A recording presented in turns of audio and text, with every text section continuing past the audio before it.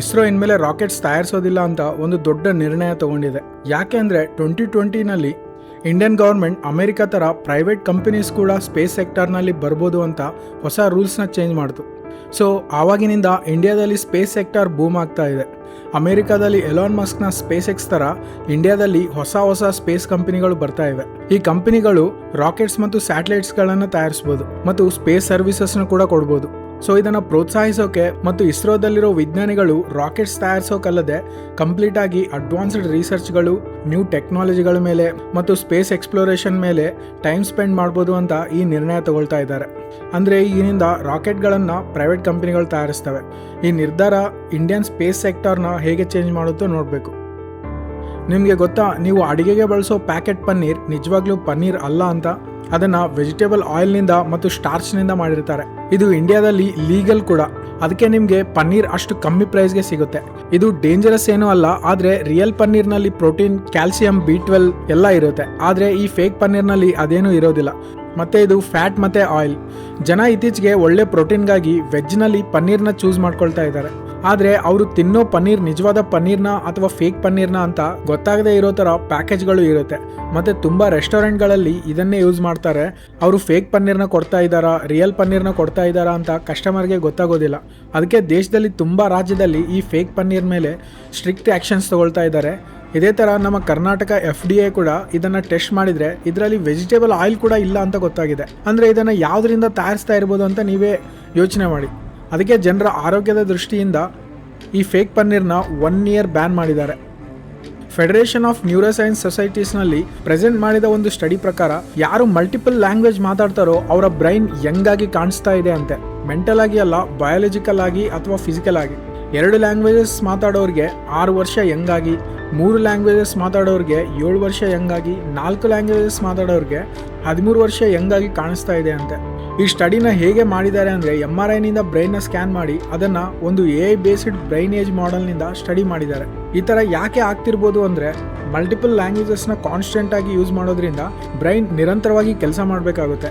ಭಾಷೆನ ಸ್ವಿಚ್ ಮಾಡೋದು, unwanted ವರ್ಡ್ಸ್ನ stop ಮಾಡೋದು ಮತ್ತು ವರ್ಡ್ಸ್ನ ನೆನಪಿಟ್ಕೊಳ್ಳೋದು, ಸಂದರ್ಭಕ್ಕೆ ತಕ್ಕ ಭಾಷೆಯನ್ನು ಯೂಸ್ ಮಾಡೋದು, ಇದು ಮೆದುಳಿಗೆ ಒಳ್ಳೆ ಎಕ್ಸಸೈಸ್ ಆಗೋದ್ರಿಂದ ಕಾಗ್ನಿಟಿವ್ ರಿಸರ್ವ್ ಹೆಚ್ಚಾಗಿ ಮೆದುಳಿನ ಏಜ್ ಕಮ್ಮಿ ಆಗ್ತಿರ್ಬೋದು ಅಂತ ಹೇಳ್ತಾ ಇದ್ದಾರೆ. ಇಲ್ಲಿ ಮೆದುಳಿನ ಏಜ್ ನಿಜವಾಗ್ಲೂ ಕಮ್ಮಿ ಆಗ್ತಿದೆ ಅಂತ ಅವರು ಸ್ಟೇಟ್ಮೆಂಟ್ ಕೊಡ್ತಾ ಇಲ್ಲ, ಜಸ್ಟ್ ಆ ರೀತಿ ಪ್ಯಾಟರ್ನ್ಸ್ ಕಾಣಿಸ್ತಾ ಇವೆ ಅಂತ ಹೇಳಿದ್ದಾರೆ. ಇದ್ರ ಮೇಲೆ ಇನ್ನೂ ಸ್ಟಡಿ ನಡಿಬೇಕಾಗಿದೆ. ಏನೇ ಆಗಲಿ ಒಟ್ಟಿನಲ್ಲಿ ಜಾಸ್ತಿ ಲ್ಯಾಂಗ್ವೇಜಸ್ ಕಲಿಯೋದು, ಮಾತಾಡೋದು ಬ್ರೈನ್ಗೆ ಒಳ್ಳೆಯದು ಅಂತ ಗೊತ್ತಾಗ್ತಿದೆ. ಹೊಸ ಮಂಗನ ಜಾತಿ ಸಿಕ್ಕಿದೆ. ವಿಜ್ಞಾನಿಗಳು ಸೆಂಟ್ರಲ್ ಆಫ್ರಿಕಾದಲ್ಲಿ ಹೊಸ ಮಂಗನ ಜಾತಿಯೊಂದನ್ನು ಕಂಡುಹಿಡಿದಿದ್ದಾರೆ. ಇದಕ್ಕೆ ಕೊಲೊಬಸ್ ಕೋಗ್ನಿಸಿಸ್ ಅನ್ನೋ ಹೆಸರನ್ನು ಇಟ್ಟಿದ್ದಾರೆ. ಇದು ಆಲ್ರೆಡಿ 2008ರಲ್ಲೇ ಒಂದ್ಸಲ ಕಂಡು ಬಂದಿತ್ತು. ಅದನ್ನಾಗ ಫೋಟೋ ಕೂಡ ತೆಗೆದಿದ್ರು. ಆದರೆ ಸೈಂಟಿಸ್ಟ್ಗಳು ಅದು ಆಲ್ರೆಡಿ ಗೊತ್ತಿರೋ ಕೊಲೊಬಸ್ ಅನ್ನೋ ಮಂಕಿನೇ ಸ್ವಲ್ಪ ವಿಚಿತ್ರವಾಗಿದೆ ಅಂತ ಅಂದ್ಕೊಂಡಿದ್ರು. ಆದರೆ ರೀಸೆಂಟಾಗಿ ಅದರ DNA ಮತ್ತು ಫಿಸಿಕಲ್ ಕ್ಯಾರೆಕ್ಟರಿಸ್ಟಿಕ್ಸ್ ಮತ್ತು ವೋಕಲೈಸೇಷನ್ಸ್ನ ಸ್ಟಡಿ ಮಾಡಿ ಇದು ಬೇರೆದೇ ಸ್ಪೀಸೀಸ್ ಅಂತ ಕಂಡುಹಿಡಿದಿದ್ದಾರೆ. ಇದು ಸುಮಾರು ಅದರ ರಿಲೇಟಿವ್ಸ್ ಮಂಕೀಸ್ನಿಂದ 5 ಮಿಲಿಯನ್ ವರ್ಷಗಳ ಹಿಂದೆಯೇ ಸಪರೇಟ್ ಆಗಿದೆ. ಸೊ ಸುಮಾರು 75 ವರ್ಷಗಳ ನಂತರ ಆಫ್ರಿಕಾದಲ್ಲಿ ಹೊಸ ಮಂಗನ ಜಾತಿಯೊಂದು ಕಂಡು ಬಂದಿದೆ. ಇನ್ನೂ ಆ ಆಫ್ರಿಕಾದ ಕಾಡಲ್ಲಿ ಮತ್ತೆ ಮೊನ್ನೆ ಹೇಳಿದ್ನಲ್ಲ ಆ ದೊಡ್ಡ ಅಮೆಜಾನ್ ಕಾಡಲ್ಲಿ ಇನ್ನೇನೇನು ಪ್ರಾಣಿಗಳು ಅಡಗಿವೆನೋ ಫ್ಯೂಚರ್ನಲ್ಲಿ ಇನ್ನೂ ಅದೆಷ್ಟು ಕಂಡು ಬರುತ್ತೋ ಗೊತ್ತಿಲ್ಲ. ನಮ್ಮ ಚಾನಲ್ ಫಾಲೋ ಆಗ್ತಾ ಇದ್ದರೆ ನಿಮಗೆ ಆ ವಿಷಯಗಳೆಲ್ಲ ಗೊತ್ತಾಗ್ತಾನೆ ಇರುತ್ತೆ. ನೀವು ಯಾವಾಗಾದರೂ ನಮ್ಮ ಆಕಾಶದಲ್ಲಿ ಪರ್ಪಲ್ ಕಲರ್ ಕ್ಲೌಡ್ಸ್ನ ನೋಡಿದ್ದೀರಾ? ಆ ಥರ ಇದ್ದರೆ ಹೇಗಿರುತ್ತೆ ಅಂತ ಯೋಚನೆ ಮಾಡಿದ್ದೀರಾ? ಇದೆಲ್ಲ ಫ್ಯಾಂಟಸಿಗಳಲ್ಲೇ ಸಾಧ್ಯ. ಆದರೆ ಈ ಪರ್ಪಲ್ ಕ್ಲೌಡ್ಸ್ ನಮ್ಮ ನಿಜ ಜೀವನದಲ್ಲೇ ಕಾಣಿಸುತ್ತೆ. ಆದರೆ ನಾವು ನೆಲದಿಂದ ನಿಂತ್ಕೊಂಡಲ್ಲ, ಸ್ಪೇಸ್ ಸ್ಟೇಷನ್ನಿಂದ ನೋಡಬೇಕು.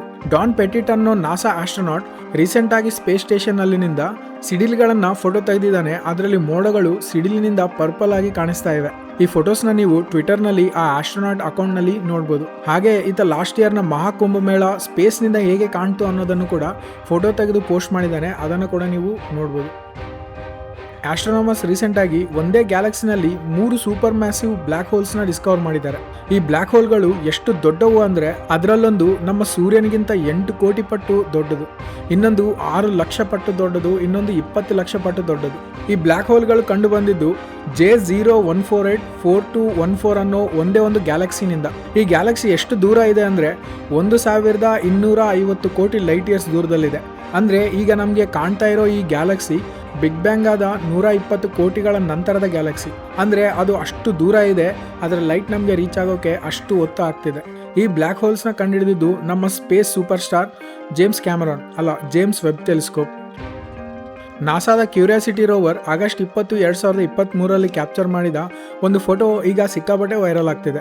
ಈ ಫೋಟೋದಲ್ಲಿ ಒಂದು ಮೂಲೆಯಲ್ಲಿ ಒಂದು ವಿಚಿತ್ರವಾದ ವಸ್ತು ಕಾಣಿಸ್ತಿದೆ. ಅದೇನಂತ ಗೊತ್ತಾಗ್ತಿಲ್ಲ. ಅದು ಏಲಿಯನ್ ಅಂತ ತುಂಬ ಜನ ಕಾಮೆಂಟ್ ಮಾಡ್ತಾ ಇದ್ದಾರೆ. ರೋವರ್ ಆ ಫೋಟೋ ತೆಗೆದ ಕೆಲವೇ ನಿಮಿಷಗಳಲ್ಲಿ ಇನ್ನೊಂದು ಫೋಟೋ ಕೂಡ ತೆಗೆದಿದೆ, ಆದರೆ ಅದರಲ್ಲಿ ಅದು ಕಾಣಿಸ್ತಾ ಇಲ್ಲ. ಅದು ಕಲ್ಲೋ ಏನೋ ಆಗಿದ್ರೆ ಅಲ್ಲೇ ಇರಬೇಕಾಗಿತ್ತಲ್ಲ. ಸ್ವಲ್ಪ ನಿಮಿಷಗಳಲ್ಲಿ ಅದು ಅಲ್ಲಿ ಇಲ್ಲ ಅಂದರೆ ಅದು ಯಾವುದೋ ಓಡಾಡೋ ಜೀವಿ ಆಗಿರಬೇಕು, ಅದು ಏಲಿಯನೇ ಅಂತ ತುಂಬ ಜನ ಅಂದ್ಕೊಳ್ತಾ ಇದ್ದಾರೆ. ನಾಸಾ ಇದ್ರ ಬಗ್ಗೆ ಯಾವ ಕ್ಲಾರಿಫಿಕೇಷನು ಕೊಟ್ಟಿಲ್ಲ. ಆದರೆ ಕೆಲವರು ಸ್ಪೇಸ್ ಬಗ್ಗೆ, ಟೆಕ್ನಾಲಜಿ ಬಗ್ಗೆ ಚೆನ್ನಾಗಿ ಗೊತ್ತಿರೋರು ಅದು ಯಾವ ಏಲಿಯನ್ ಅಲ್ಲ, ಅದು ಕ್ಯಾಮ್ರಾದಲ್ಲಿ ಬಂದ ಒಂದು ಗ್ಲಿಚ್ ಅಷ್ಟೇ ಅಂತ ಹೇಳ್ತಾ ಇದ್ದಾರೆ. ಹಾರ್ಶ್ ರೇಡಿಯೇಷನ್ ಇರೋ ಸ್ಪೇಸ್ ಎನ್ವಿರಾನ್ಮೆಂಟ್ನಲ್ಲಿ ಡಿಜಿಟಲ್ ಕ್ಯಾಮ್ರಾ ಆಪರೇಟ್ ಆಗೋವಾಗ ಇದೆಲ್ಲ ಸಹಜ ಅಂತ ಹೇಳ್ತಿದ್ದಾರೆ. ಆದರೆ ನಾಸಾ ಏನು ಹೇಳುತ್ತೋ ನೋಡಬೇಕು. ನನ್ನ ಪ್ರಕಾರ ಅದು ಗ್ಲಿಚ್ಚೇ ಆಗಿರುತ್ತೆ.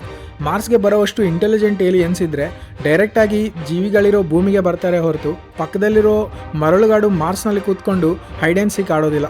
ಆ್ಯಂಡ್ ಅದು ಮಾರ್ಸ್ನ ಒಂದು ಜೀವಿ ಆಗಿರ್ಬೋದಲ್ಲ. ಅಂದರೆ ಆ ಥರ ಅಷ್ಟು ದೊಡ್ಡ ಜೀವಿಗಳಿದ್ರೆ ಯಾವಾಗೋ ಮಾರ್ಸ್ನ ನಾವು ಫಸ್ಟ್ ಟೈಮ್ ಎಕ್ಸ್ಪ್ಲೋರ್ ಮಾಡಿದಾಗಲೇ ಅಲ್ಲಿ ಜೀವಿಗಳಿದೆ ಅಂತ ಗೊತ್ತಾಗಬೇಕಾಗಿತ್ತು. ಆ್ಯಂಡ್ ಇನ್ನೊಂದು ವಿಷಯ ಏನಂದರೆ, ಒಂದು ವೇಳೆ ಏಲಿಯನ್ಸ್ ಇದ್ರೂ ಅವು ಯಾವತ್ತಿಗೂ ಭೂಮಿಗೆ ರೀಚ್ ಆಗೋಕ್ಕೆ ಆಗೋದಿಲ್ಲ.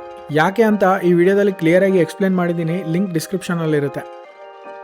ನ್ಯೂರೋ ಇಮೇಜ್ ಅನ್ನೋ ಜರ್ನಲ್ನಲ್ಲಿ ಒಂದು ಹೊಸ ಸ್ಟಡಿ ಪಬ್ಲಿಷ್ ಆಗಿದೆ. ಅದೇನಂದರೆ, ನಾವು ಶಾರ್ಟ್ ವಿಡಿಯೋಸ್ನ ನೋಡೋವಾಗ, ಅಂದರೆ ಇನ್ಸ್ಟಾಗ್ರಾಮ್ ರೀಲ್ಸ್ ಮತ್ತು ವೈಟಿ ಶಾರ್ಟ್ಸ್ನ ನೋಡೋವಾಗ ಬ್ರೈನ್ನಲ್ಲಿ ಯಾವ ಏರಿಯಾ ಅಟೆನ್ಷನ್, ಸೆಲ್ಫ್ ಕಂಟ್ರೋಲ್ ಮತ್ತು ಡಿಸಿಷನ್ ಮೇಕಿಂಗ್ಗೆ ಇನ್ವಾಲ್ವ್ ಆಗಿರುತ್ತೋ ಆ ಏರಿಯಾಸ್ನಲ್ಲೆಲ್ಲ ಟೆಂಪ್ರರಿಯಾಗಿ ಆ್ಯಕ್ಟಿವಿಟಿ ರೆಡ್ಯೂಸ್ ಆಗ್ತಾ ಇದೆ ಅಂತೆ.